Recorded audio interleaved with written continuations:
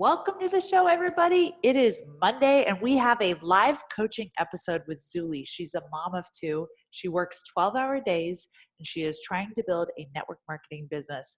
We dive deep, figuring out her niche for her bio, who her avatar is, and all of the fears and limiting beliefs that are standing in the way. You guys are going to freaking love this episode.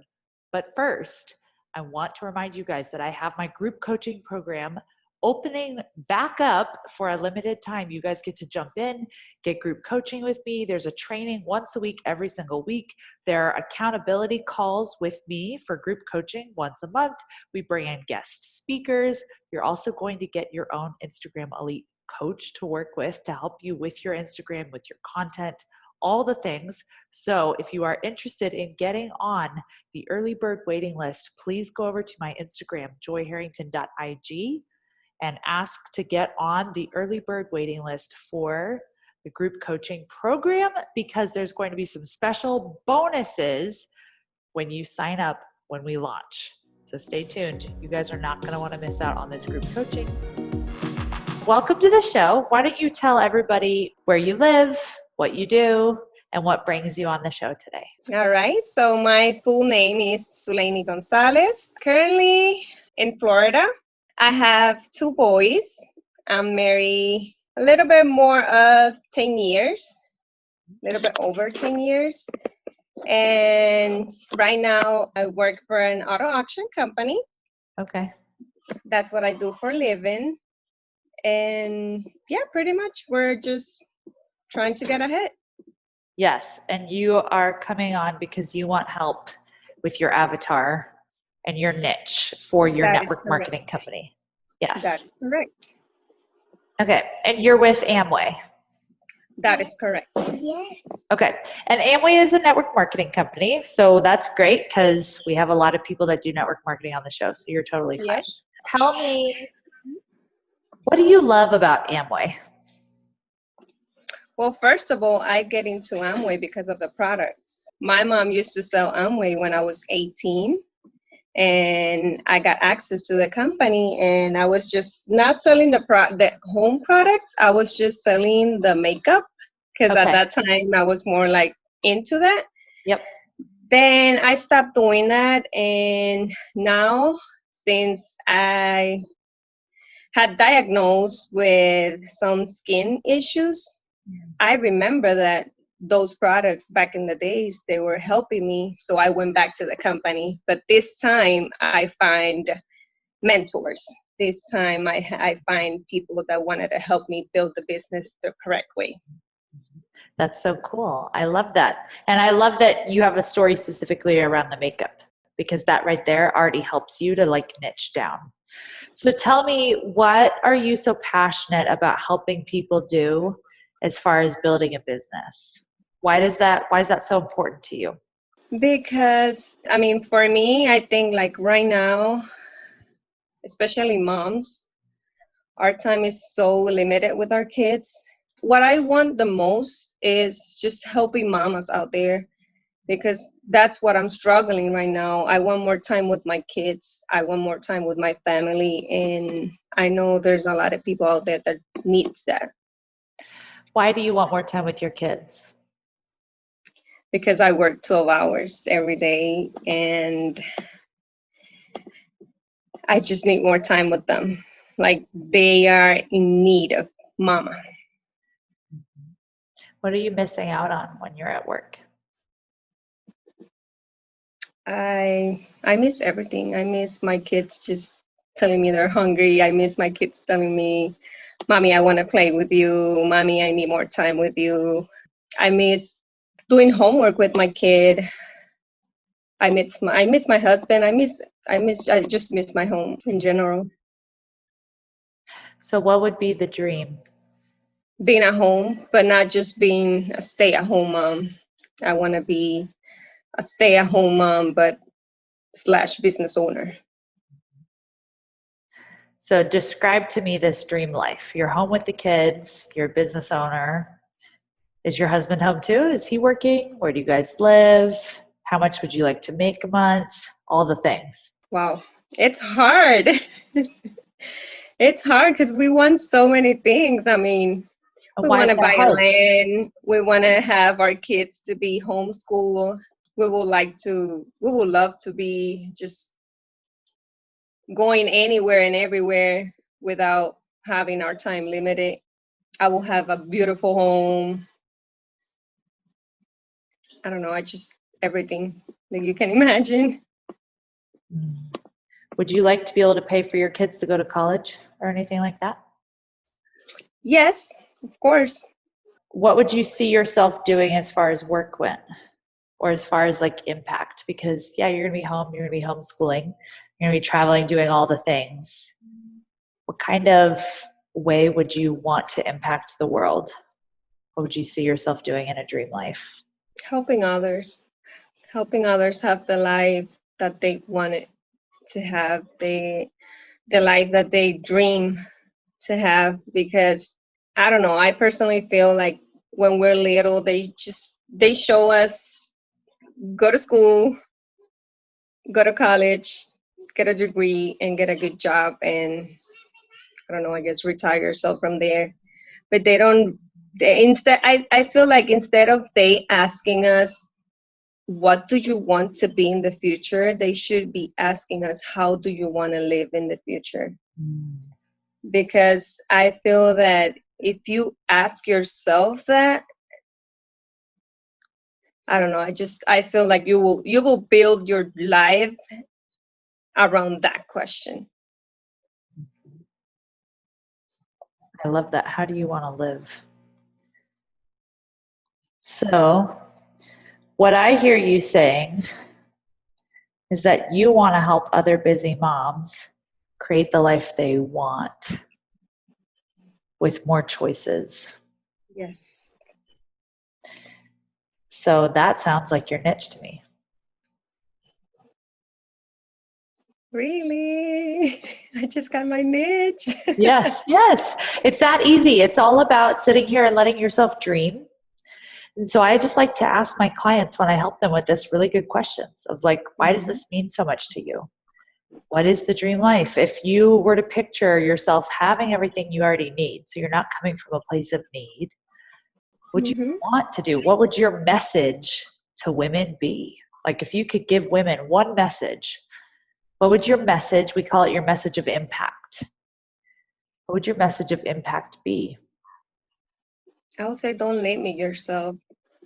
Don't limit yourself. Trusting yourself because I don't know, but as you can tell, I have an accent. I was born and raised in Puerto Rico, and I came here to the United States being so afraid of talking, being so afraid of doing other things because of my language, or because I'm scared of talking to people, because I'm scared about people criticizing me, that I lose so much time just because I was so afraid. And then being in this mentorship program has expanded my mind so much because I'm just capable of so much more. I just need to stop worrying so much about what people are going to think about me, because I know there's so many people out there like me, like they're just afraid. When do you first remember being criticized for something or made fun of for something? I mean, I would say when I was like maybe 6 or 7. Can you tell me what happened? Yeah, people used to make fun of me because of how I look, I guess. I don't know, having a big nose. Oh, It who was, was this, your family or who was this? no, it was friends at school. How did you feel when you were that age and they would say that? Or what did you Bad, think? What did you, bad. what belief did you take on about yourself? I was just not happy with myself. I used to look at myself in the mirror and I'm like, why I used to say, God, why did you send me with such a big nose? And right now, I don't think I don't think it's like that anymore. Like now I think that those people that used to criticize me because of that, they were just not, it was something was not right in their mind. Mm-hmm. Totally. But that 6-year-old is still inside of you. And she's still afraid of being criticized. And it's what's holding you back in your business right now. Yes. So it's working to reframe, because she took on a belief of what? What belief did she take on about herself when they criticized her? I think that's what I'm struggling the most right now, because I don't think I'm afraid or scared about people criticizing me because of how I look. Right. It's how you talk now. Exactly. But it's still the same belief, because what does it mean to you? If they criticize you, what does that mean? I don't know. I feel like I'm not doing something right. Like I always do something wrong or everything wrong. And when we're kids and something happens like that, in order to process what they're saying, we make it about us. And it's kids don't know how to separate out, like, I made a mistake versus I am a mistake. So kids take everything to mean they are, instead of, no, I made a mistake. It's I am. And so what I hear you saying is, I'm a mistake, or there's something wrong with me, or I'm not good enough. I'm not enough. It is. I'm That's not exactly pretty, right? Like any of those things. Does any of that resonate with you? Yes, exactly the one that you said, that I'm not enough. I'm not enough. So if you would close your eyes for me and just picture that little 6-year-old girl who's so cute and so like full of life. And she is perfectly made. And other kids are telling her, we don't like your nose. What would you tell her? You would wrap your arms around her, and what would you tell her if that was your daughter? I would say, you're the most prettiest girl in the world. You're precious. Don't listen to anybody. There's something wrong with them. They might need love. Yeah. Does that resonate with you, hearing that? Yeah, totally. So when you're feeling afraid of speaking up, because you have this old belief that's coming up and saying, no, no, no, because we might be a mistake. If somebody makes fun of us, that means we're a mistake, or we made a mistake, which means we're a mistake. So it's recognizing when that's coming up, that that's your 6-year-old, and taking the time to sit with her and talk to her and tell her what she needs, right? Spend some time with her. Because I don't know if you've heard my podcast episode where I talk about passengers driving your bus, but we think we're the one driving down the road of life, right? And anytime something that's similar starts happening, they get triggered and they come up and they take over. And you're stuck right now in a place of fear of what other people will think. I have a question for you. So let's say I walk into Nordstrom or whatever store and I see this beautiful diamond ring for sale. I'm like, oh my gosh, that ring is so pretty. It's just covered in diamonds. And I look at the price tag and it's $500,000. And I go, oh my God, that thing is $500,000. Like, I'm not spending that. That's not worth that. And I walk out of the store and I don't buy it. Does the value of the ring change? No. Does the price tag change? No. And will someone else walk into that store and go, oh my gosh, I have to have this ring. I will happily pay $500,000 for it. Of course. So then what's the constant in that story? I would say it doesn't matter who is looking at you, your value doesn't change. And What was the perception of the value based on with those two people? What were they basing their perception of the value on? Mm-hmm. Themselves and their own perspective. It wasn't an accurate reflection of the ring. Because if it was, they both would have to have the same conclusion. Yeah, because for someone it might be expensive, but for someone it's Totally. nothing. And that's all based on their own perception. Mm-hmm. So, how does that make you feel knowing when you put yourself out there that somebody's response to you, if you're the ring, what is their response to you based on? What do you mean based on? So, in this story, you are the ring. I am. And when you put yourself out there, somebody might say, oh my gosh, no, I don't want that. I can't even believe you're talking to me about that. What is their response based on? My response to them? No, their response to you and what you're offering them. What is their response based on? I don't know, honestly. Well, it's the same as in the story with the ring. What was the two responses of the people who looked at the ring? What was it based on? It was based on their own perception, their own lens. It had nothing to do with the ring. Mm-hmm. The ring just brought out their perception. So if you're the ring, what are other people's responses to you based on? Their own perceptions, which has nothing to do with you. Exactly. So knowing that, does it make you feel more confident to put yourself out there? Yeah, I mean, it's about perspective. Everybody thinks different. I know that. And I just have to be more secure. What do you think you can do to be more secure? Getting out of my comfort zone. But how are you going to make yourself get out of your comfort zone if you're not secure? That's true. I don't know.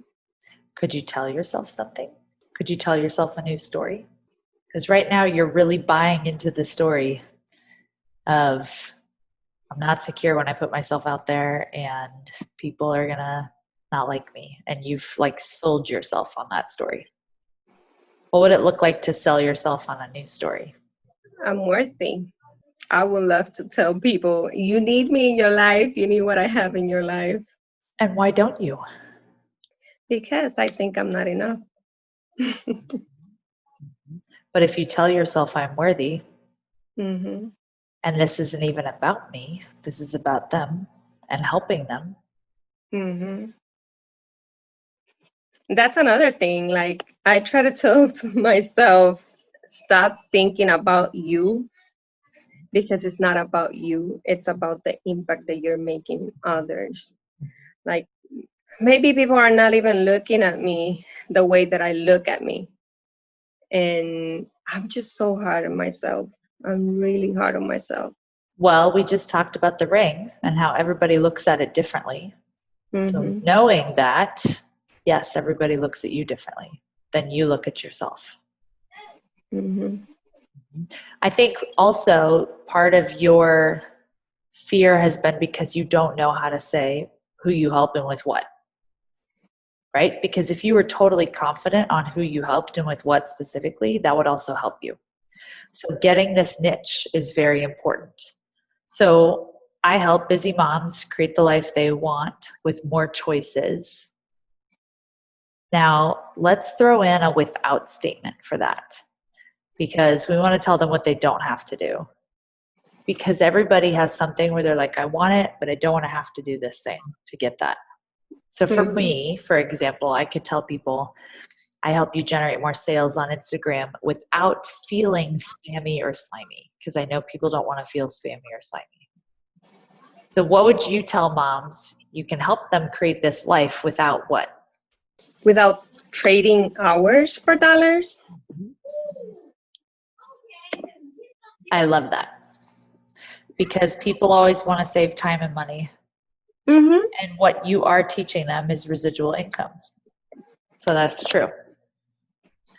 All right, so that's your niche. You're going to help busy moms, and you're going to help them create a life that has more choices without trading dollars for hours. That sets you up to attract your team. So something that network marketers don't typically understand is when you're using your online platform, it either needs to be geared towards customers or your team. So what I want you to do is only think about your team. And I want you to ask yourself, what kind of person do I need to be to attract moms that want to go all out and build a business? Like, Yes. who do I need to show up as? Well, you probably want to be confident, secure, right? Yes. So when you go to show up online, something that will help you with being insecure is to create an alter ego. And this is just like a persona that you put on to go online to run your business. I want you to take off like the hat when it comes to your business, thinking of Instagram as like you're a mom using Instagram. Everybody wears that hat for a long time, and then they join a business and they don't understand they need to take that hat off and put on a business hat. Yep. Your Instagram platform, when you go onto Instagram, you're going on as business Zuly. You're not going on as mom Zuly. Okay? Okay. So, who would your alter ego be to run her business? And that can be like the highest version of you, right? The Zuly that's already got the team. She's already making all the money. She's already got the house, right? She already knows what that feels like. Tell me, if you picture her having that dream life, what does she feel like when she wakes up in the morning? I will feel powerful, Okay. How else? strong, Mm-hmm. worthy. Mm-hmm. What else? I mean, in general, like blessed, happy, ready for more, like successful.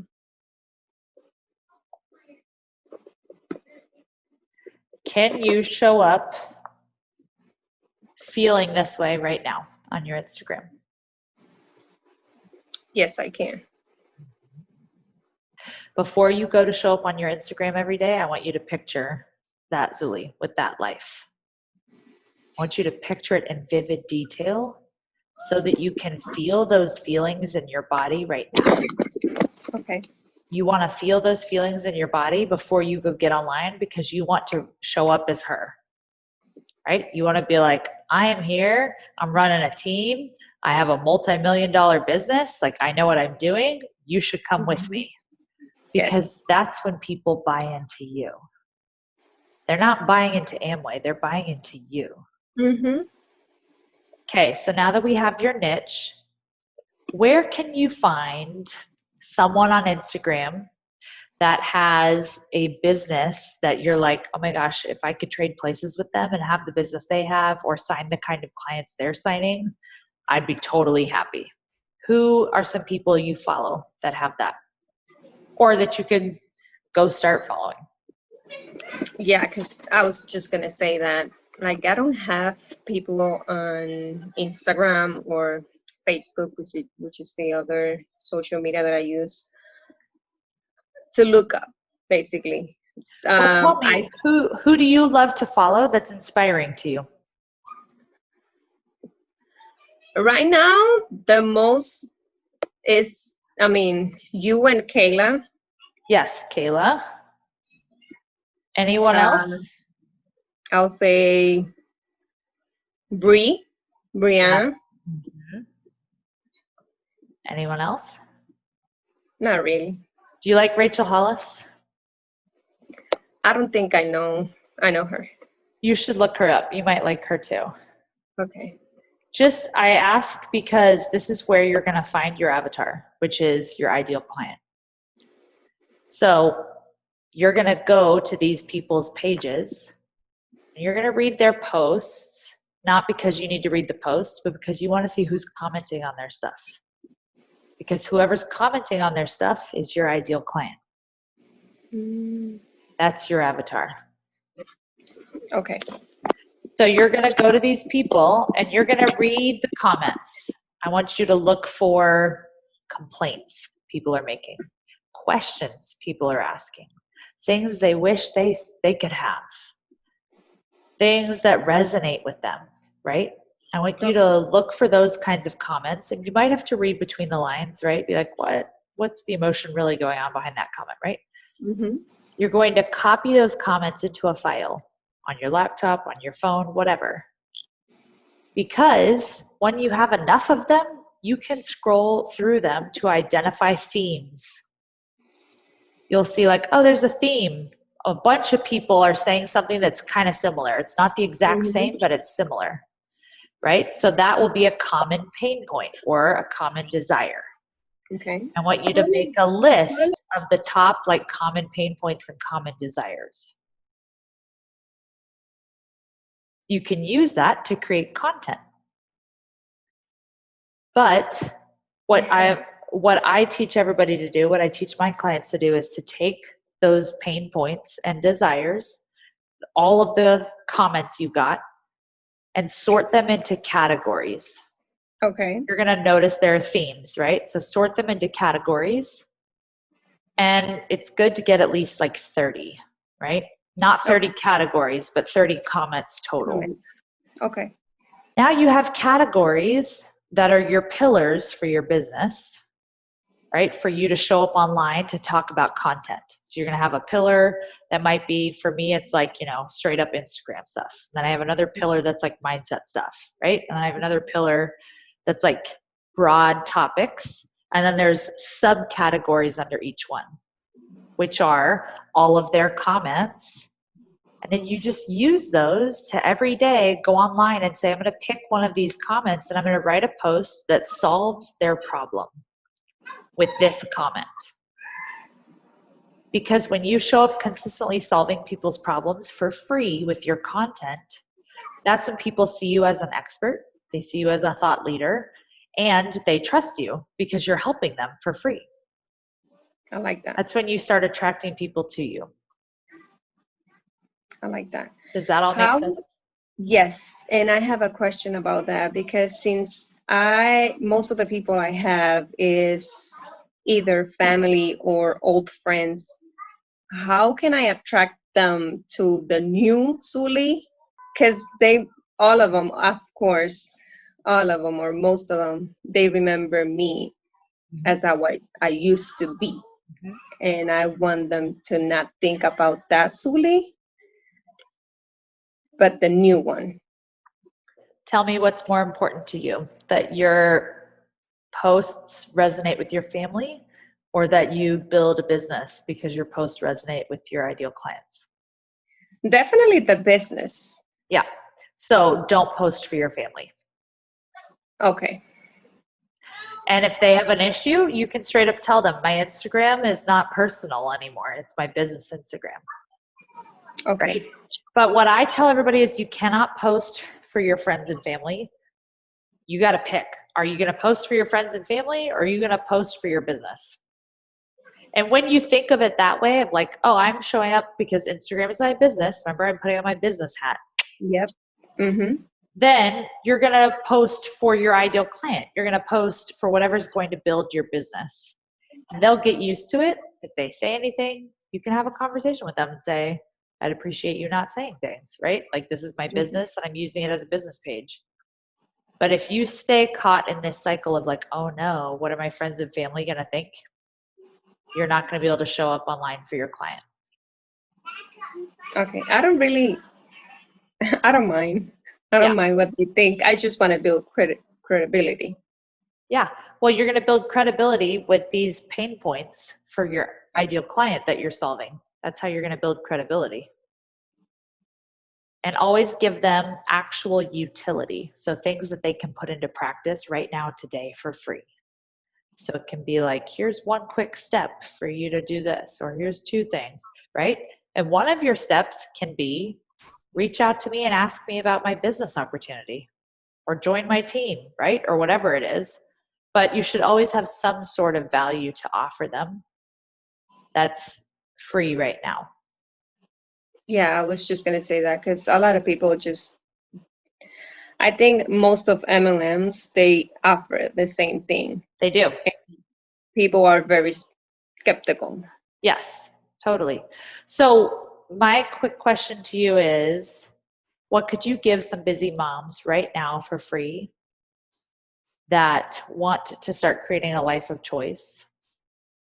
What could you give them right now for free that would not from require my them signing up? from my business. As this person who's saying, this is what I help moms do, what could you give them for free right now without requiring them to sign up? I'll say mindset. What with the mindset? Tell me specifically. I mean, every day listen to podcasts about everything, about life, business, family aspect. Like I would say holistic.